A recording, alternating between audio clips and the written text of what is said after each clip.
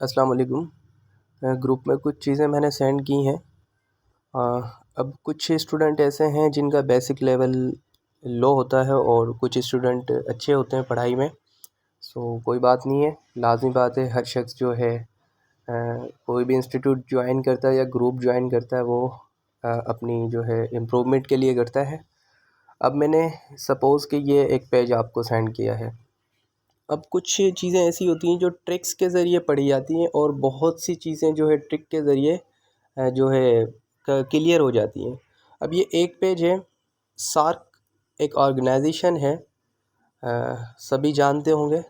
अब इसमें आप देखें एक छोटी सी ट्रिक है, इस छोटी सी ट्रिक से आप 50 से 60 क्वेश्चन हल कर सकते हो।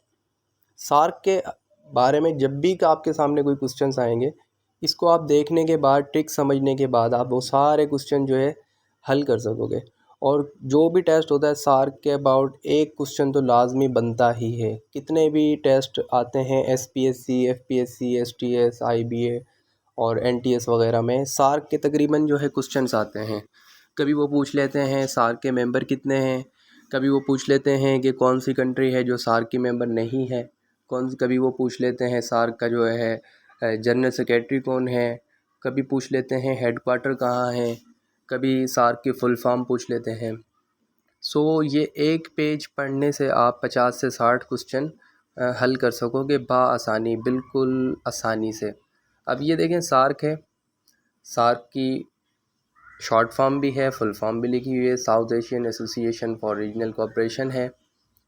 ये आपने एक दफ़ा पढ़नी है, आसानी से आपके जहन में आ जाएगी।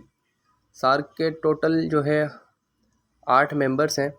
8 दिसंबर को ये बनी थी और 8 ही मेंबर हैं। ये कुछ ट्रिक्स हैं, देखें दोनों चीज़ एक ही साथ याद हो सकती हैं। 8 दिसंबर को बनी थी, 8 मेंबर्स हैं इसके। उसके अलावा 1985 में बनी थी ढाका बांग्लादेश में। इसका हेड क्वार्टर जो है वो काठमांडू नेपाल में है। सेक्रेटरी का नाम पूछ लेते हैं। कब बना सेक्रेटरी? 2020 3 मार्च को बना। पाकिस्तान ने कब ज्वाइन किया? ये भी बहुत ज़्यादा क्वेश्चन आता है। कभी डेट पूछ लेते हैं, कभी ईयर पूछ लेते हैं, अक्सर कंप्लीट ही पूछते हैं। 8 दिसंबर 1985 याद रखना आपने। सार्क मेंबर्स कितने हैं? अब देखें ना, मेंबर्स पे काफ़ी मरतबा बात आती हैं। मेंबर्स को याद करने की ट्रिक बहुत आसान है। जिस तरह से अभी देखें सार्क के 8 मेंबर हैं, एक एक को याद करेंगे जहन में नहीं बैठेगा। अब नीचे आप आएँ, नीचे MBBS पेन लिखा हुआ है। अब आप देखें MBBS हर किसी को पता है कि डॉक्टर जो डिग्री करता है वो MBBS होती है। हर शख्स स्टूडेंट को पता है कि MBBS क्या चीज़ है। पेन, अब आप कुछ चीज़ें कंसीडर करके आपको समझनी पड़ती हैं। सपोज़ कोई भी बच्चा डॉक्टर के पास जाता है, इंजेक्शन लगता है उसको, पेन होता है, दर्द होता है, रोता है ना। आप इसको इस तरह से जहन में जो है कंसीडर कर सकते हैं कि MBBS पेन, मतलब डॉक्टर के पास कोई भी बच्चा जाता है उसको दर्द होता है, MBBS पेन। ये चीज़ें आपने याद कर ली तो 8 की 8 कंट्री आपको याद हो गई। मतलब कि ये सिर्फ़ एक छोटा सा आपने 2 वर्ड का जो है सेंटेंस याद किया। सपोज़ के MBBS पेन, आपने 8 कंट्रियाँ याद कर ली। अब आप ये ट्रिक याद करने के बाद कहीं भी आप जो है इसके मेंबर्स को नहीं भूलोगे। अभी आपने जो है M से मालदीव, बांग्लादेश, भूटान, श्रीलंका, पाकिस्तान, अफ़गानिस्तान, इंडिया, नेपाल, ये 8 मेंबर्स आपको हमेशा याद हो जाएंगे। अब आप ये एक पेज याद कर लें, 50 से 60 क्वेश्चन आपके क्लियर हो जाएंगे। और मैं नहीं समझता कि कोई भी ऐसा टेस्ट होता है जिसमें सार्क के अबाउट कोई क्वेश्चन नहीं आता। ये बहुत आसान सी ट्रिक्स है, ठीक है, ये याद कर लें। दूसरा पेज मैंने मैथमेटिक्स का ये सेंड किया है। ये IQ लेवल का है देखा जाए तो, लेकिन मैथमेटिक्स में इस तरह के क्वेश्चन आते ही हैं। क्योंकि मैथ ऐसी चीज़ है, इसको आप कॉन्सेप्ट नहीं समझ सकते, इसको आप जो है एज अ मैथ ही पढ़ें। बहुत ज़्यादा डीपली लेंगे तो आपको बहुत ज़्यादा टाइम की ज़रूरत होती है, ठीक है।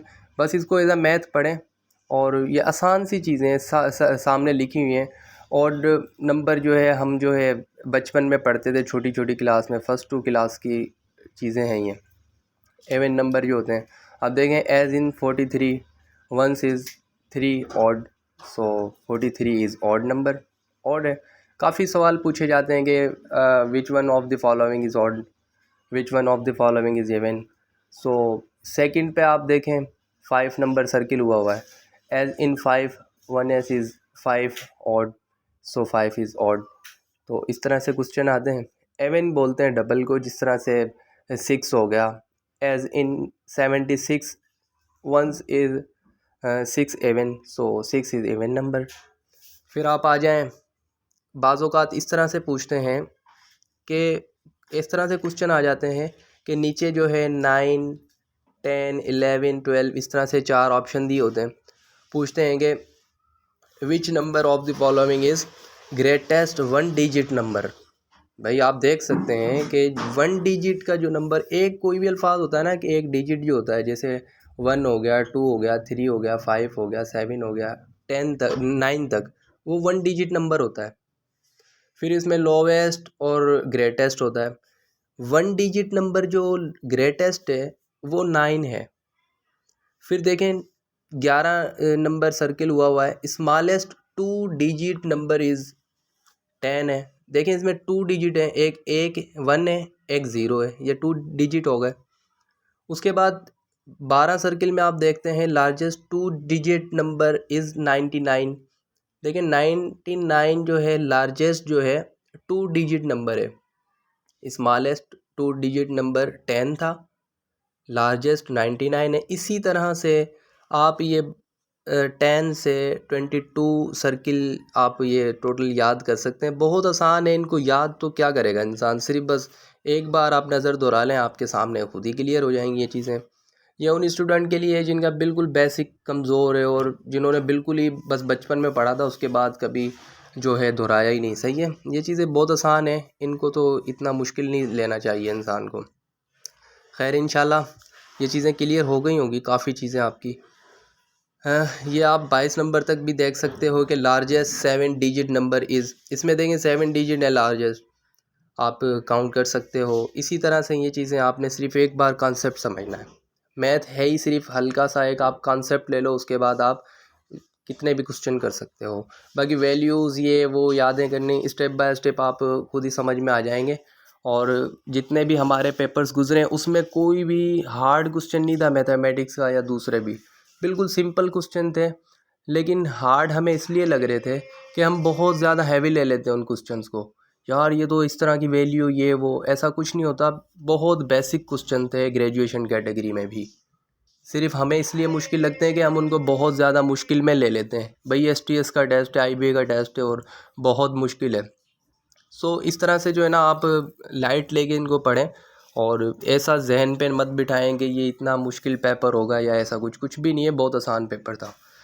ठीक है, तो इंटरमीडिएट का इससे भी आसान आएगा। ऐसी ऐसी चीज़ें आप याद करें और फिर आप जो है 23 सर्किल पे देख सकते हो। ये सारी चीज़ें फर्स्ट सेकंड थर्ड क्लास में स्टार्टिंग में जब बचपन में पढ़ते हैं ये चीज़ें, ठीक है, ये कोई इतनी मुश्किल नहीं है। आप उर्दू में अक्सर पढ़ते हैं छोटी क्लासेस, इकाई दहाई सैकड़ा हज़ार, 1 10 100 1000। सो यही चीज़ें तो हैं ही हैं। इन 700 7 6 7 5 the place value of is 600। इस तरह से जो है क्वेश्चन पूछ लिया जाता है। 4 डिजिट आपको मिलते हैं, वो पूछते हैं कि भाई प्लेस वैल्यू कौन सी है। ठीक है, तो आपने जो है 600 करना है। सो इसमें दूसरी चीज़ें भी आपसे पूछ सकती हैं, ये वही है इकाई दहाई सैकड़ा हज़ार 10,000 लाख। इस तरह से इंग्लिश में पढ़ें तो आप 1 10 100 थाउजेंड्स, बेसिक चीज़ें बहुत ज़्यादा बेसिक है। उसके अलावा आप इसको जो है एक्सप्लेनेशन पढ़ सकते हो। 10,000 10,000 थाउजेंड 100 10 1, अब 1 बताया हुआ है 5, टेंस बताया हुआ है 7, 100 बताया हुआ है 6 और जो है 1000 बताया हुआ है 7। आप इसको जो है प्लस वैल्यूज़ की देख सकते हो 600 है। सो उम्मीद है कि बहुत आसान लगा होगा ये आपको लेक्चर।